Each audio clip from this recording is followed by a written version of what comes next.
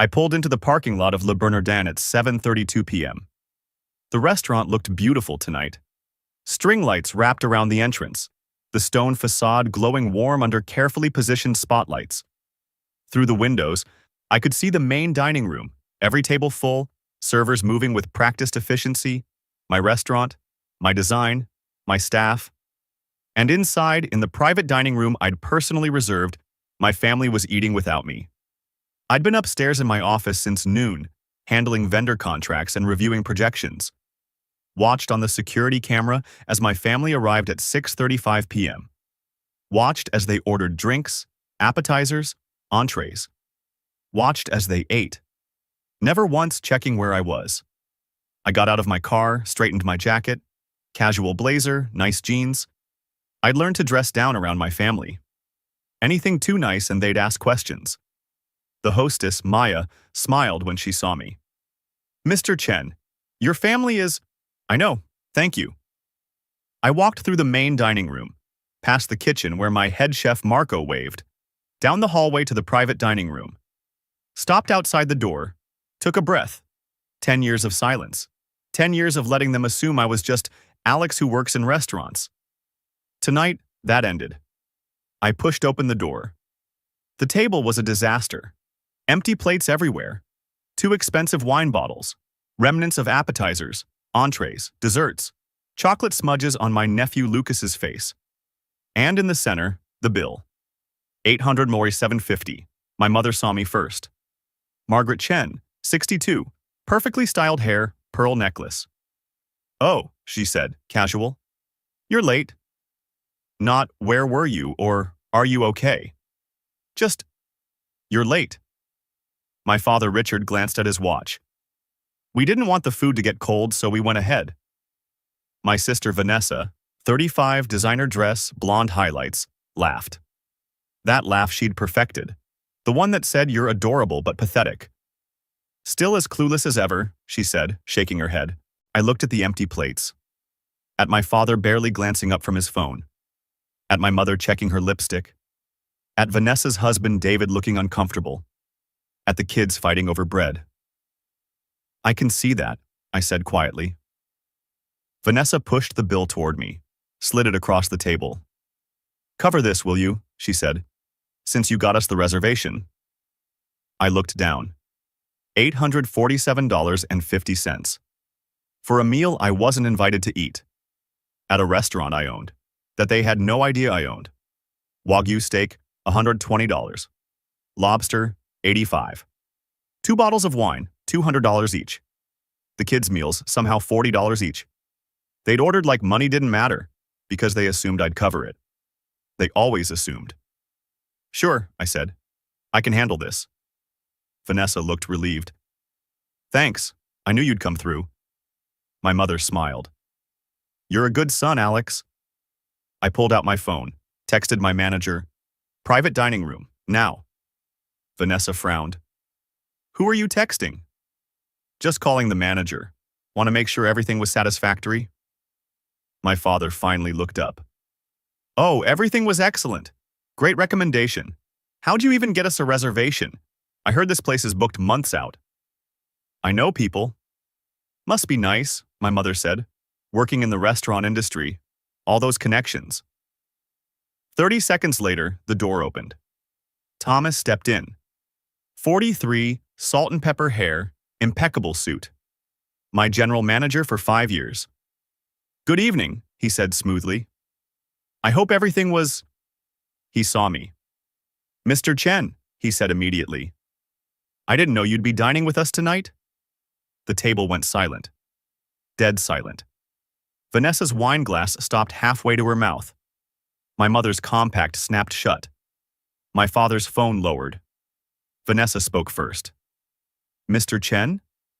Thomas looked confused, glanced between me and them. "Yes? Is everything all right, sir? Did the staff take good care of your family?" My mother. "Sir?" David's face went pale. He was smart. Finance guy. He was putting it together.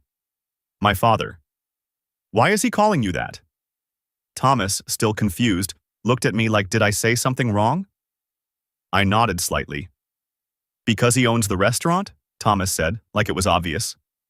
The silence could have shattered glass. Vanessa's wine glass slipped. She caught it, but it slipped. What? She whispered. Thomas realized he'd dropped a bomb. Looked at me uncertainly. It's fine, Thomas. Thank you. Of course, Mr. Chen. He gave a professional bow and left. The door closed. Nobody moved. My mother. You own this restaurant? Yes. My father.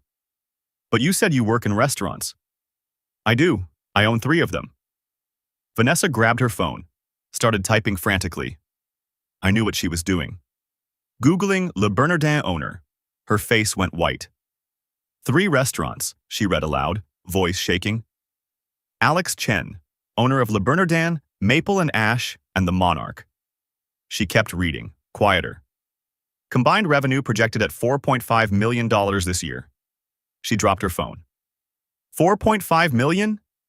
Revenue, I corrected. Not profit, but yes. My mother looked faint. You own 3 restaurants? Yes. And you never told us? You never asked. That landed hard. Vanessa stared at her screen. This article, from Food and Wine. It says you opened your first restaurant at 27. That was 5 years ago. Yep. We've been, for 5 years. Treating me like I was barely scraping by? Yeah. I noticed.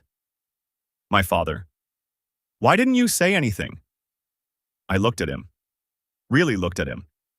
Because every time I shared good news, it became about what I could do for someone else. So I learned to stay quiet. My mother. We would have been proud. Would you?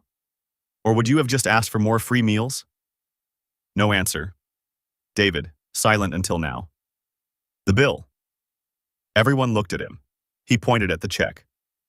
$850 at his restaurant that we asked him to pay for. Vanessa's face went red. I picked up the bill again. A meal you ate without me, at my restaurant, that you didn't know was mine. My mother. We didn't know. You didn't know because you don't know me. You know the version you created.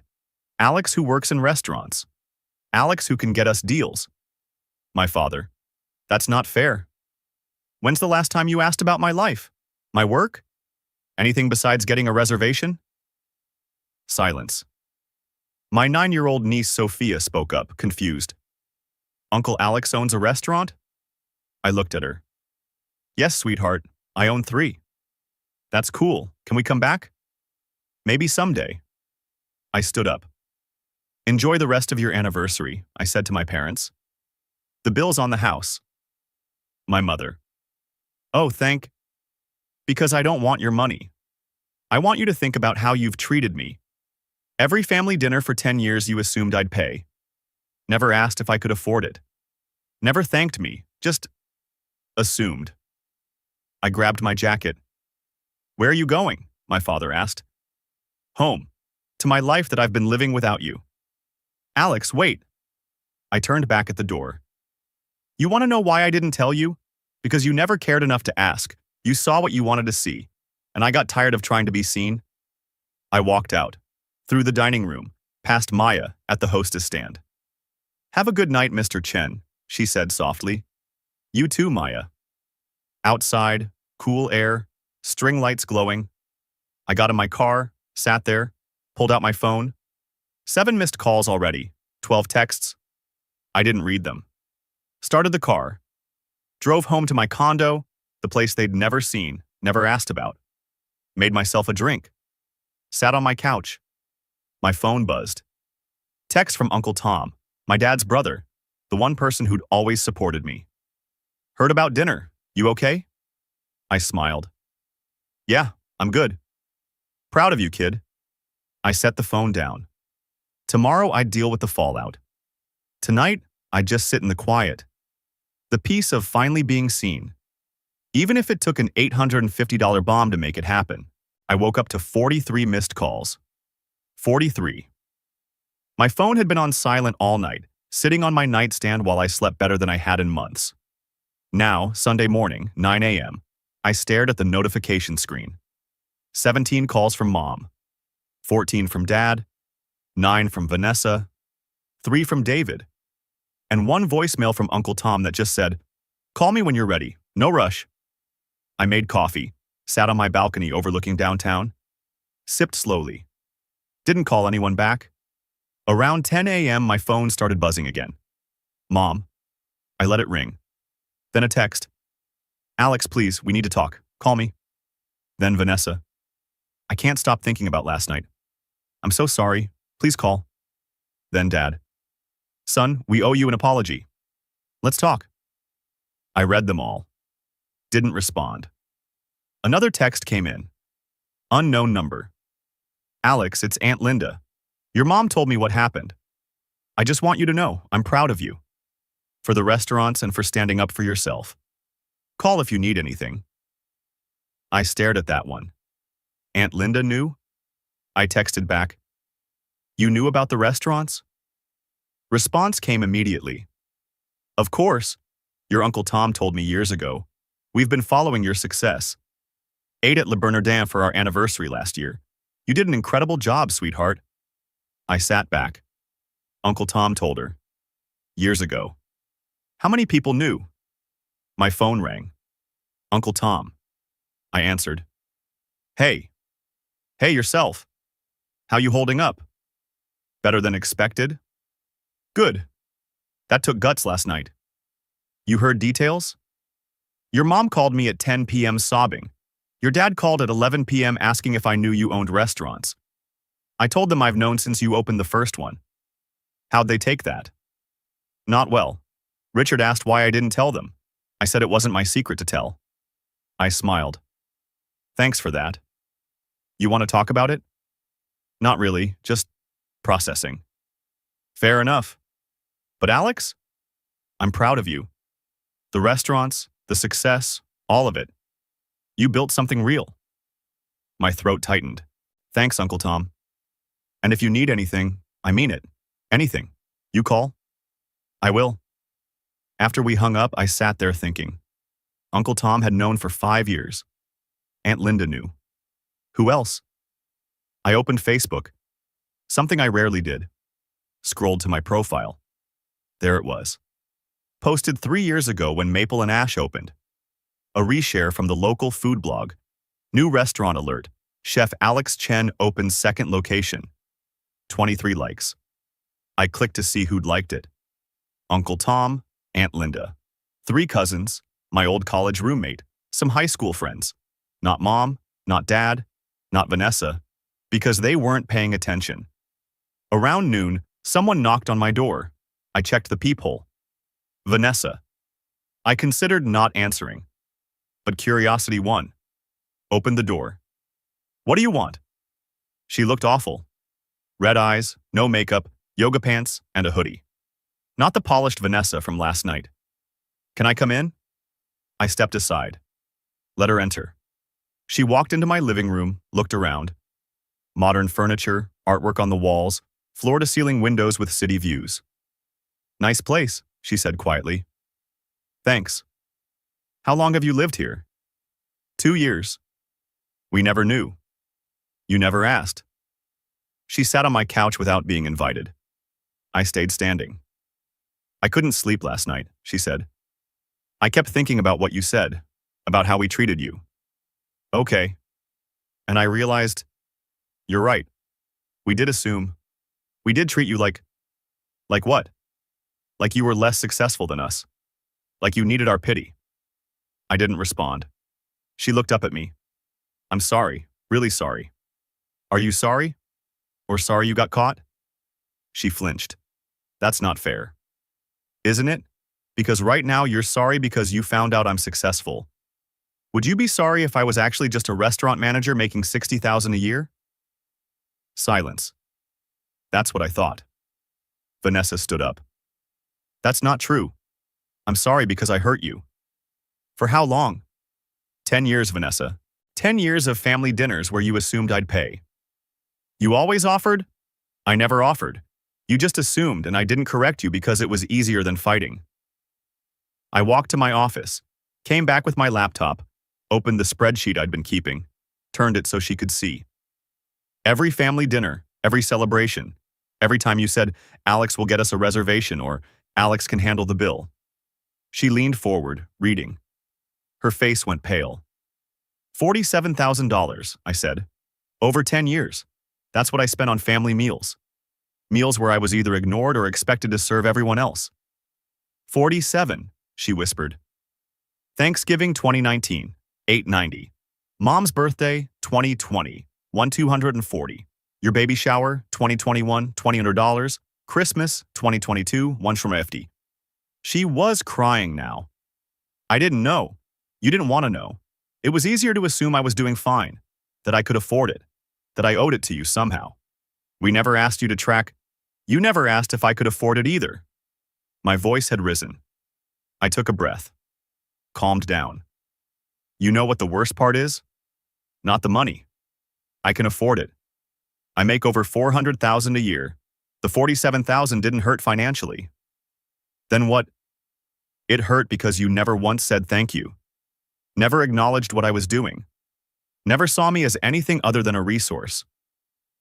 Vanessa sat down hard, put her head in her hands. I called Mom this morning, she said through tears. Asked her what I do for work, not David. Me. She couldn't answer. I waited. She knew David's firm, his position, his salary range. But me? She said, you help David, don't you? Like I don't have my own identity. Welcome to my world, she looked up. Is that how you felt? Invisible? Every single day. God, Alex, I'm so sorry. I know.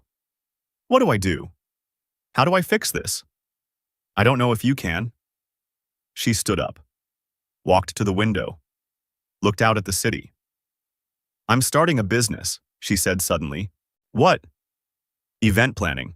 I've been thinking about it for months. I'm good at organizing things. I like it. But I never did it because David makes enough money. Because I didn't need to. She turned to face me. But watching you last night, seeing what you built, I realized I've never built anything. Never proved I could do something on my own. I've just existed in David's shadow. In everyone else's shadow. So build something. Without David's money? If you want it to mean something, yeah. She nodded slowly. Okay. We stood there in silence. I should go, she finally said. I walked her to the door. She paused. Can I ask you something? Sure. Why didn't you tell us? Really? I thought about it. Really thought about it. When I made sous chef, I was so excited. Told you guys at Sunday dinner. Within 5 minutes, the conversation shifted to what I could do for everyone else. Get discounts, make reservations, pay for meals. I remember that. That's when I learned. Sharing my success meant it became about everyone else. So when I opened my first restaurant, I kept quiet, protected it, made it mine. And we never noticed. No, you didn't. She left. I went back to my balcony, finished my coffee, now cold. My phone buzzed, text from my cousin Rachel. Saw on Facebook that your mom's been posting about family misunderstandings. Everyone's talking. Just want you to know, we all knew about your restaurants. We're proud of you. And we get why you didn't tell them. I smiled. Then another text. From a number I didn't recognize. Mr. Chen, this is Thomas from Le Bernardin. Your father and mother are in the lobby. They don't have a reservation. They're asking to see you. What should I tell them? I sighed, texted back. Tell them I'm in meetings all day. Understood. 5 minutes later, another text from Thomas. Your mother is crying in the lobby. Other guests are noticing. Should I? Ask them to leave. Professionally, but firmly. Will do. I felt a twinge of guilt. But only a twinge. They'd had 10 years to see me, to ask about my life, to care. One uncomfortable moment in a restaurant lobby wouldn't kill them. Around 4 p.m., my phone rang again. Dad. I let it ring. Voicemail notification appeared. I listened. Alex, it's your father. We came to your restaurant today. They said you were busy. I understand if you don't want to see us right now, but please just... Call us back. We need to talk. We need to make this right. His voice cracked at the end. I deleted the message. That evening, I went to check on Maple and Ash, my second restaurant. Sunday dinner service was busy. I walked through the kitchen, checked in with the chef, reviewed reservations, everything running smoothly. I was heading to my car when I saw her. Vanessa, sitting in her SUV across the street. She saw me. Got out. Are you following me? I asked. No. Maybe, I don't know. She looked embarrassed. I needed to see it. Your other restaurant. To understand. Understand what? How much you built that we never knew about. I gestured to the building. Want a tour? Her eyes widened. Really? Come on. I took her inside. After hours, most staff gone. Just the closing crew cleaning up. Showed her the dining room, the kitchen, the wine cellar, the private event space. You designed all this? She asked. Most of it. Worked with an interior designer, but yeah. My vision. It's beautiful. Thanks. We ended up in my office, small space, desk covered in paperwork. She looked at the framed photo on my desk. The grand opening of Maple and Ash. Me cutting the ribbon. Uncle Tom standing next to me, smiling. Uncle Tom was there, she said. He's been to every opening, first customer at all 3 restaurants. Did he invest? In the first one, yeah. Small amount. 10,000. Made it back triple when we turned profitable. Vanessa sat down. Mom called me today. Said she and Dad went to Le Bernardin. That you refused to see them. I was working. Were you? Does it matter? I guess not. She looked around the office. You really built all this. 3 restaurants, millions in revenue. A whole life we knew nothing about. Yes? How does that feel? Honestly? Lonely. I wanted to share it. Wanted you guys to be proud. But I knew the second I told you it would become about what you could get from me. So I kept quiet. And yeah, I succeeded. But I succeeded alone. That's sad.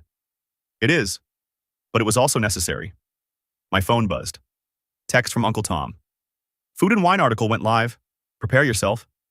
I pulled it up. There I was. Full feature. Rising Star. How Alex Chen built a restaurant empire before 35. Detailed interview. Photos of all 3 restaurants. My journey from dishwasher to owner. And one quote that stood out. My family didn't know about my success for years. I let them think I was just working in restaurants. It was easier than explaining why I didn't trust them with the truth. Vanessa read over my shoulder. Gasped when she got to that line. You said that? In a national magazine? Yeah. Mom and Dad are going to see this. I know. Everyone's going to see this. Good. Maybe then people will stop asking why I don't talk to my family. She looked at me. Really looked at me. You've changed. No, I've just stopped pretending.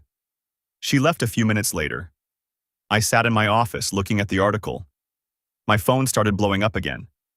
Old friends, former colleagues, industry people. Saw the article, congrats. Incredible story, man. Let's grab drinks and celebrate. And buried in there, one from my mom. Alex, please call me. I just saw the article. We need to talk. I turned off my phone.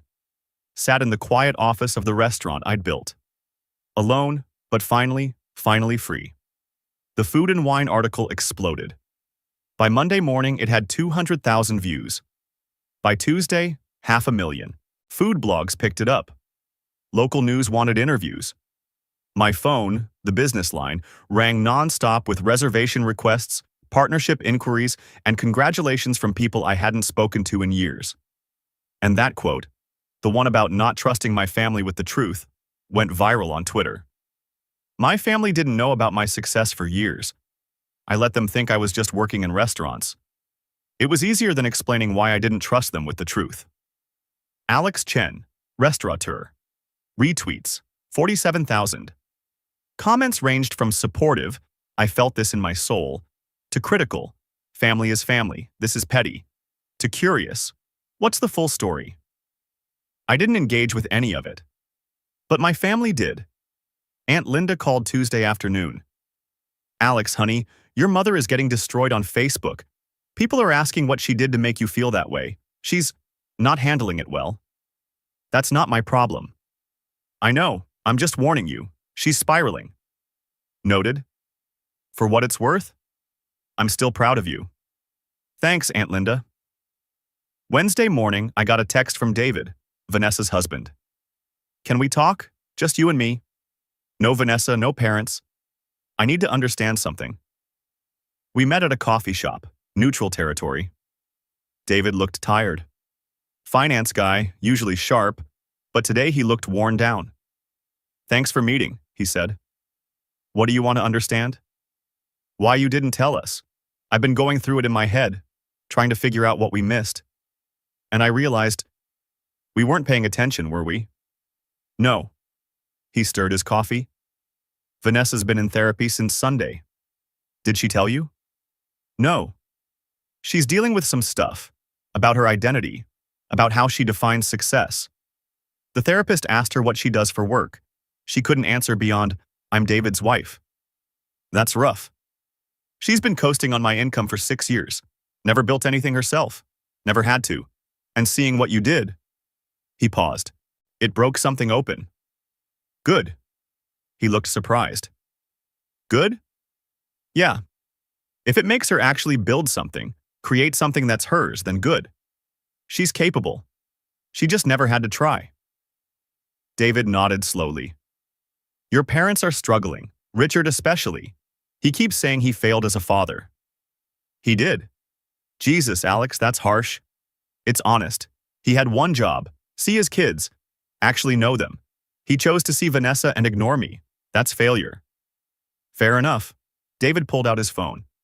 Showed me a Facebook post. It was from my mom, posted yesterday. I'm seeing a lot of hurtful comments about my family. I want everyone to know. We love our son Alex. We're incredibly proud of his success. We made mistakes, but family works through things. Please respect our privacy during this difficult time. I read it twice, handed the phone back. Notice what she didn't say? I asked. What? Sorry. She didn't say sorry. She said, we made mistakes, but not, we're sorry. She's managing her image, not actually apologizing. David put his phone away. You're not going to make this easy for them, are you? Why should I? Because they're your parents? So, that doesn't give them a free pass. They spent 10 years treating me like I was invisible. I'm not invisible anymore, and I'm not pretending it didn't happen. We sat in silence. Vanessa wants to start an event planning business, David said finally. She told me. Without my money, she's serious about it. Then I hope she succeeds. You do? Yeah, I don't hate Vanessa. I'm just done being treated like the family ATM. David laughed, short and bitter. Fair. He left after that. I sat alone, finishing my coffee. My phone buzzed. Email notification. Subject: Partnership Inquiry, Investors Group. I opened it. A venture capital firm wanted to discuss expansion opportunities. They'd seen the article, done research on my restaurants, and wanted to explore funding a 4th location. Potential investment: $2.5 million. I stared at the email. 4th restaurant. Bigger than the others. Real backing. This could push me into a completely different tier. I forwarded it to my accountant and lawyer with a note. Thoughts? 3 months passed. I stayed busy. Worked on the VC pitch. Expanded Maple and Ash's menu. Hired a new pastry chef at Le Bernardin. My family tried reaching out occasionally. Mom would text every week or so. Thinking of you. Hope you're well. Miss you. I'd read them. Wouldn't respond. Vanessa texted less frequently, but when she did, it was different. Booked my first client today. Small corporate event, but it's a start. Designed a website. Felt good to build something. I'd reply to those. Brief, but I'd reply. Congrats. Website looks good. Small steps. Maybe. Then, in late April, everything changed. I was at Le Bernardin, meeting with wine distributors, when my phone rang. Mom. calling. I almost didn't answer, but something made me pick up. Hello? Alex? Her voice was shaking, crying. It's your father. He's in the hospital. Heart attack. Please come. My stomach dropped. How bad? Bad. They're saying he needs surgery. I don't know what to do. Please, Alex, please come. I hung up, told Thomas I had an emergency, drove to St. Mary's Hospital, found Mom in the ICU waiting room. She looked awful. No makeup, hair a mess, clutching her purse like a lifeline. She saw me, started crying harder. Thank you for coming. Thank you. What happened?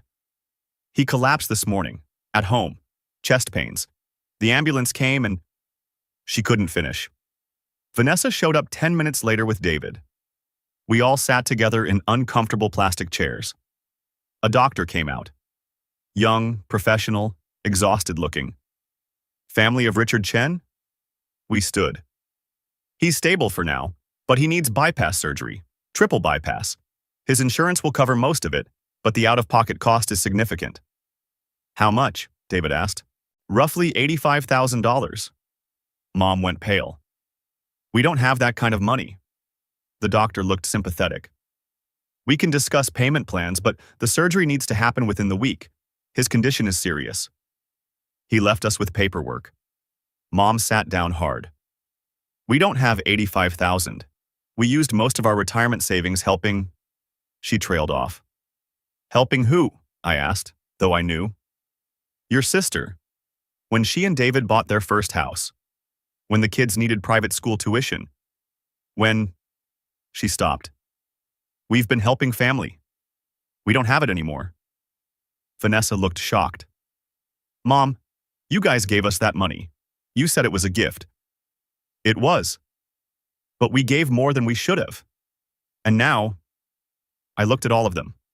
Mom crying. Vanessa guilty. David uncomfortable. I had $85,000. Could write a check right now. Wouldn't even dent my savings. But should I? After everything they'd done?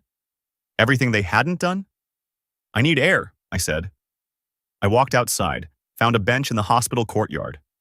Sat down. Called Uncle Tom. Hey kid, you okay? Dad had a heart attack. Needs surgery. 85 grand out of pocket. Jesus, how is he?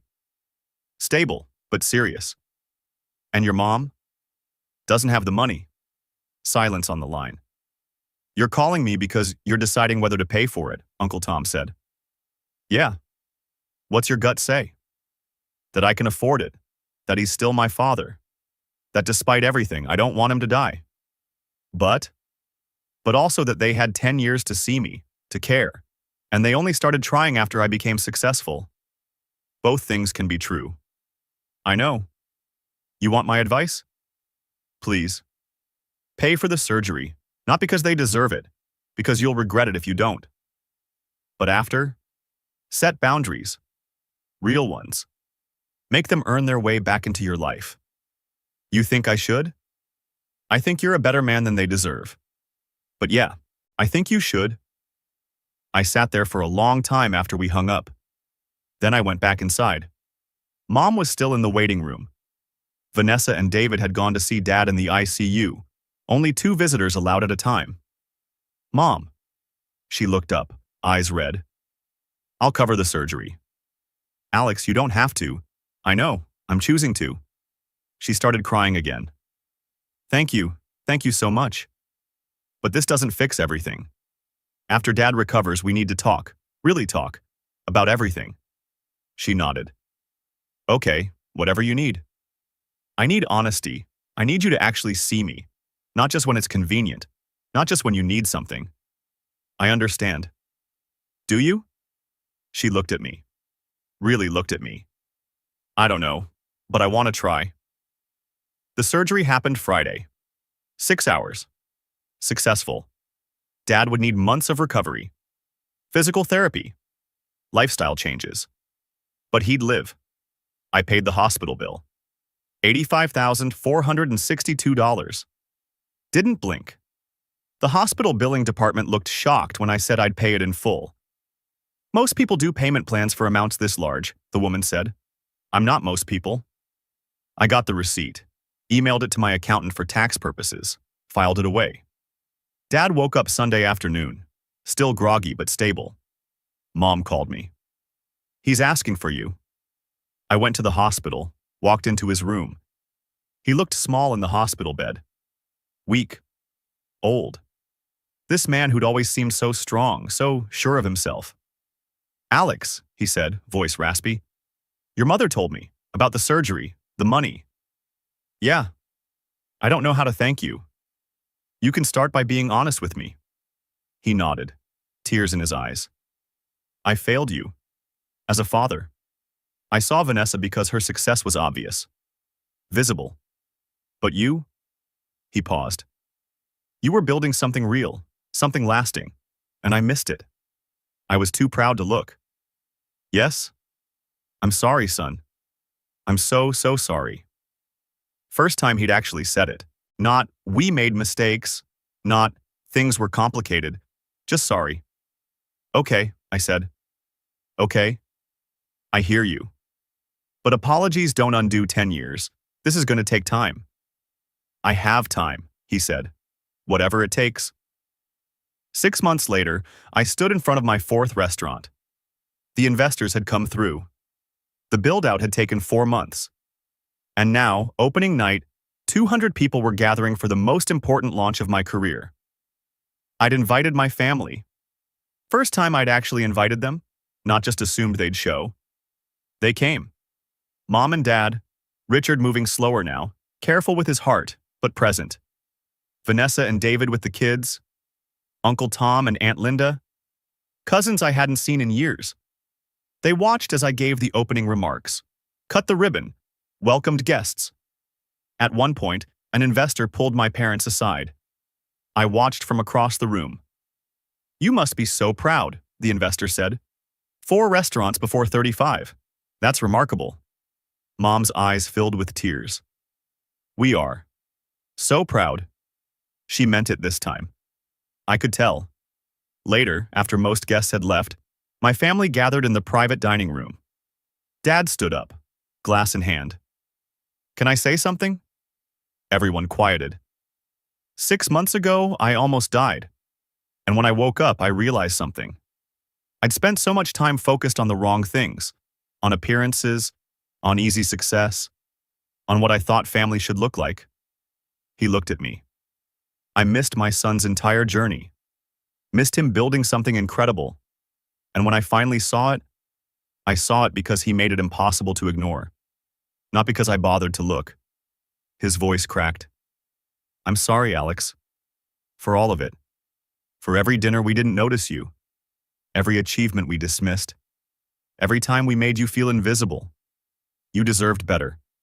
You deserved parents who saw you. He raised his glass. To Alex, who built an empire while we weren't looking, and who saved my life even when he had every reason not to. Everyone raised their glasses.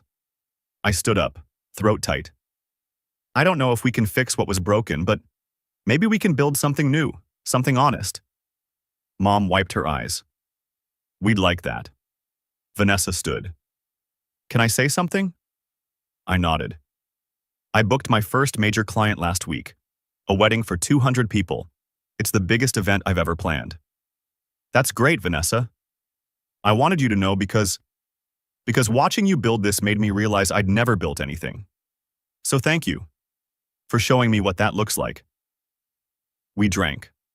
Not to what we were, but to what we might become. Later, I stood outside the restaurant. Uncle Tom joined me.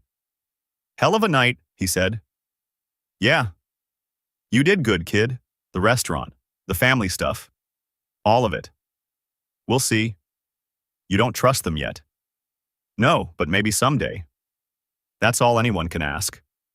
I looked at the restaurant behind me. My name on the sign. My vision in every detail.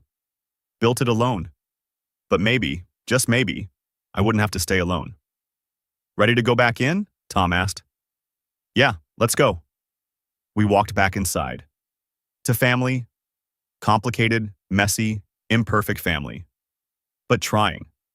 finally trying. And for now, that was enough. 1 year after Dad's heart attack, I stood in my kitchen making breakfast when my phone rang. Vanessa. 7 a.m. on a Saturday. Is everything okay? I answered. Yeah, sorry, I know it's early, I landed it. The Morrison account. The tech company? Their annual conference, 500 attendees, 3-day event. It's the biggest contract I've ever gotten. I could hear the excitement in her voice. Real excitement, not the borrowed kind that came from David's achievements. That's amazing, Vanessa. Congratulations. I couldn't have done it without, watching you build your businesses.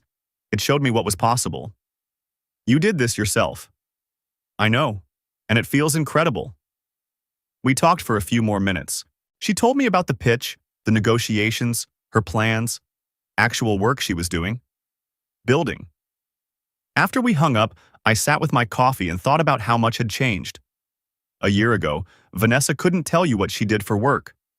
Now she had a business with 6 employees and a growing client list. My parents had sold their big house, moved into a smaller condo, started living within their means. Dad worked part-time as a consultant. Mom volunteered at the library. They'd invited me to see the new place. I'd gone. It was nice. Smaller, but comfortable. They seemed lighter, somehow. Less concerned with appearances. We should have done this years ago, Mom had said, showing me around. All that house, all that upkeep. For what? To impress people who didn't care? Progress. Slow, but real. My phone buzzed. Text from Dad. Sunday dinner at our place tomorrow?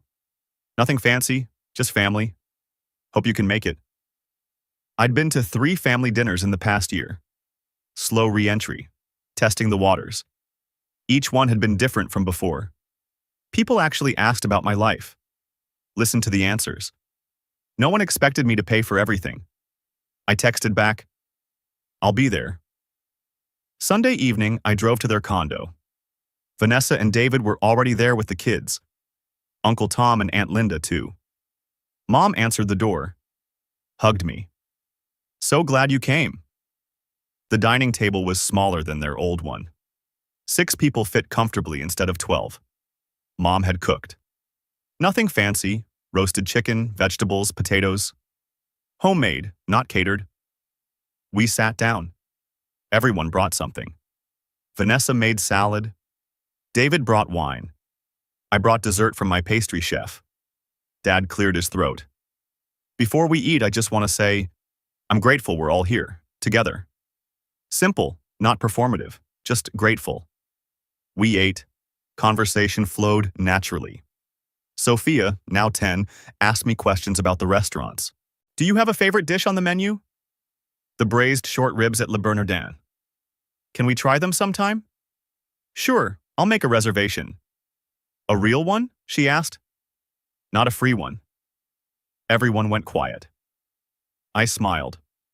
What do you mean? Grandma said you used to get us free meals because you worked there. But that wasn't true, was it? You owned it. Smart kid. No, that wasn't true. Why didn't you tell them? The table was silent. Everyone waiting for my answer.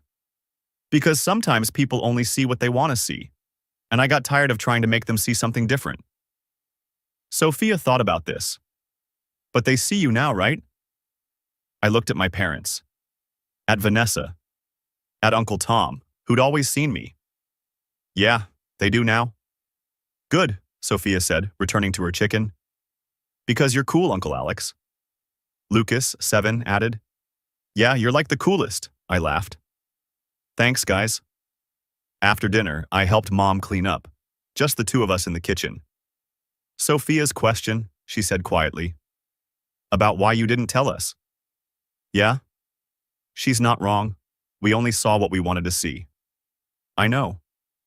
I'm ashamed of that. Every day I think about the years we wasted, the times we could have asked about your life and didn't. I dried a plate. You're asking now? Does it help? Does it make up for anything? It doesn't erase the past, but it matters for the future. She nodded, eyes wet. Thank you for giving us a chance, after everything. You're welcome. We finished the dishes in comfortable silence. Later, sitting in the living room, Dad asked about the fourth restaurant. How's business? Good, really good. We're on track to do $3 million in revenue this year. That's incredible, son. Thanks.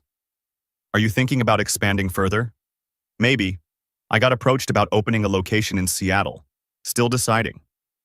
David leaned forward. Seattle's a great market. Tech money, food culture. You'd kill it there. We talked business for 20 minutes. Actual conversation. David asking smart questions. Dad listening, engaged. Vanessa mentioned her event planning. I'm trying to decide if I should hire another coordinator or stay small. I gave her my honest opinion. If you have consistent demand, hire. But make sure you can maintain quality. Scaling too fast kills businesses. That's what I was thinking. Trust your gut. Uncle Tom raised his glass. To the Chen entrepreneurs, plural. We drank to that. Around 8 p.m. I got ready to leave. Mom walked me to the door. Same time next month? Yeah, I'll be here. She hugged me, longer than usual. I love you, Alex. I know I didn't show it well. But I do.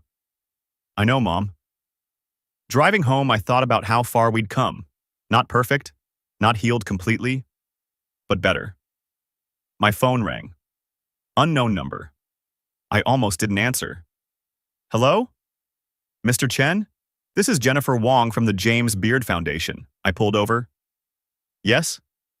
I'm calling to inform you that Le Bernardin has been nominated for Best New Restaurant. Congratulations. James Beard. The Oscars of the restaurant world. Are you serious? Completely. The ceremony is in June. We'll send formal notification, but I wanted to call personally. Your work is exceptional. After we hung up, I sat in my car, hands shaking. James Beard nomination. 5 years of work. Of building. Of proving myself. Validated. By the industry. By my peers. I called Uncle Tom first. I got nominated. James Beard, Best New Restaurant. Alex, that's incredible. I'm so proud of you. Thanks, Tom, for everything. For believing in me when no one else did. You did the work, kid. I just showed up. Showing up mattered. Next, I called my parents. Mom answered. Alex, did you forget something? No, I just got news. Le Bernardin got nominated for a James Beard Award. She screamed. Actually screamed. Richard, Alex got a James Beard nomination. I heard scrambling. Dad got on the phone, breathless. Is this real? Yeah, Dad, it's real. My God, son, I don't even have words. I'm so proud of you. And this time, when he said it, I believed him. I called Vanessa last. Holy crap, she yelled when I told her. Alex, that's huge. I know. We're coming to the ceremony, right? We're all coming? I paused. Thought about it.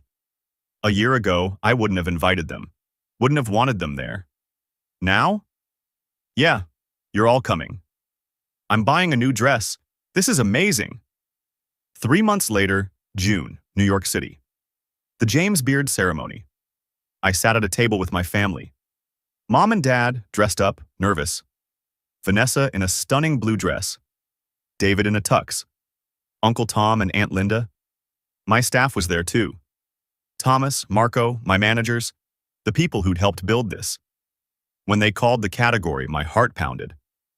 And the James Beard Award for Best New Restaurant goes to... They read the nominees. Le Bernardin. 3 others. Le Bernardin, Alex Chen. The room exploded. My table stood up, cheering. I walked to the stage in a daze. Accepted the medal, the certificate. Looked out at the audience. At my family, crying and clapping. At the life I'd built. I gave my speech, thanked my team, my mentors, the people who'd believed in me. And at the end, to anyone who's ever felt invisible, keep building. Build something so undeniable that they can't look away. And when they finally see you, make sure you're standing on something you built yourself. The audience stood, applauded. I walked off stage with the medal in my hand. Afterward, at the celebration, my parents pulled me aside. That speech, Mom said, About feeling invisible. Yeah? That was about us, wasn't it? Some of it. Dad put his hand on my shoulder. You were right. We made you invisible. And you built something incredible anyway. I had to. We know. And we're sorry. We'll keep being sorry. But we're also going to keep showing up. Keep trying to earn your trust back. I know you will. Mom hugged me. I'm so proud of you. Not because you won this award, but because you never stopped building, even when we weren't looking. Thanks, Mom. Later, standing on the venue balcony, overlooking New York, Vanessa found me. Hey, you good? Yeah, just processing. James Beard winner, 4 restaurants, empire builder. Sounds weird when you say it out loud. It's real though. You did this. We both did. You built something too.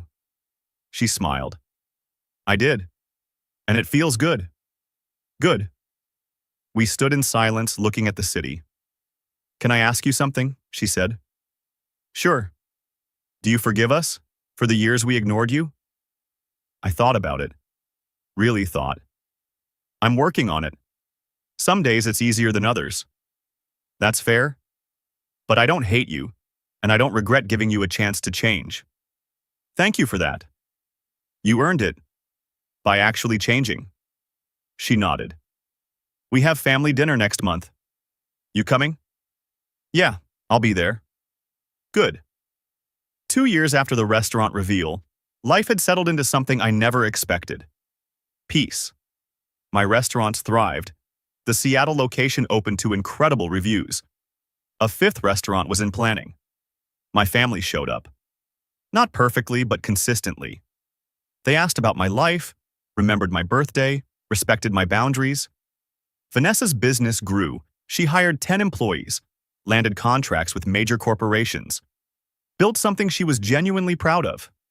My parents lived smaller, simpler lives. They seemed happier. And me? I'd learned something important. Success isn't about proving people wrong. It's about proving yourself right. I'd built something real, something lasting, something mine. And along the way, I'd rebuilt something else too. Not the family I had, but the family we chose to become.